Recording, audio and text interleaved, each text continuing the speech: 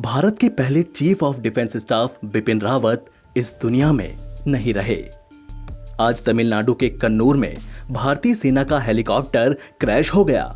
ये Mi-17V5 helicopter था जिसमें बिपिन रावत समेत कई अधिकारी मौजूद थे। इसी हादसे में बिपिन रावत का निधन हो गया। इसमें बिपिन रावत और उनकी पत्नी मधुलिका रावत भी मौजूद थीं।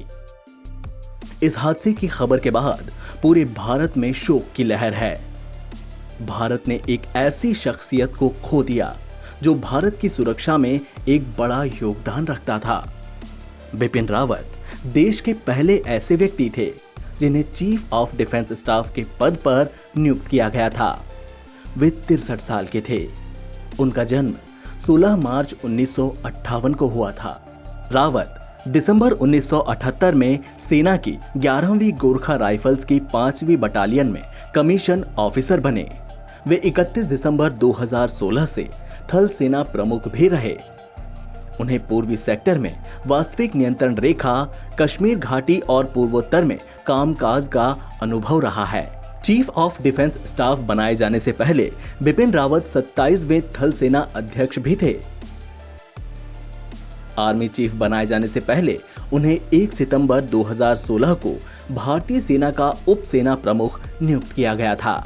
उनके परिवार में हमेशा से देश सेवा की परंपरा रही है। जनरल रावत के पिता भी आर्मी ऑफिसर थे और बतौर लेफ्टिनेंट जनरल रिटायर हुए।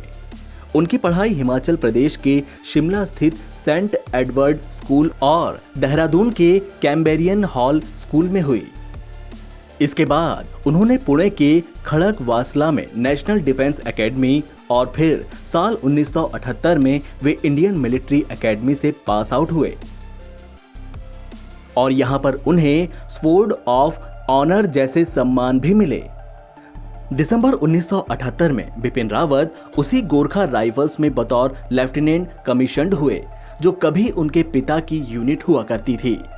बतौर लेफ्टिनेंट उनका सफर शुरू हुआ और इस सफर में वे आर्मी चीफ के पद और अब CDS के पद तक पहुंचे।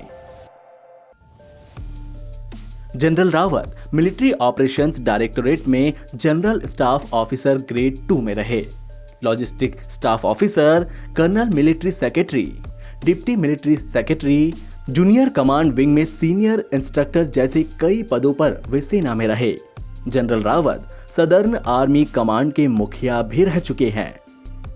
बिपिन रावत को ऊंची चोटियों पर लड़ाई में महारत हासिल है और आतंकवाद, उग्रवादी गतिविधियों से निपटने के लिए उन्होंने कई ऑपरेशंस भी चलाए हैं।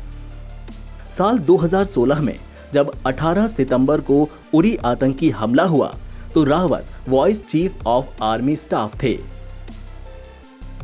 सिर्फ 3 हफ्ते हुए थे जब उन्हें यह पद मिला था। इसके बाद POK में एक सर्जिकल स्ट्राइक हुई और इस बार रावत फिर से एक सर्जिकल स्ट्राइक को अंजाम देने वाली टीम का हिस्सा थे। NBT ऑनलाइन की रिपोर्ट।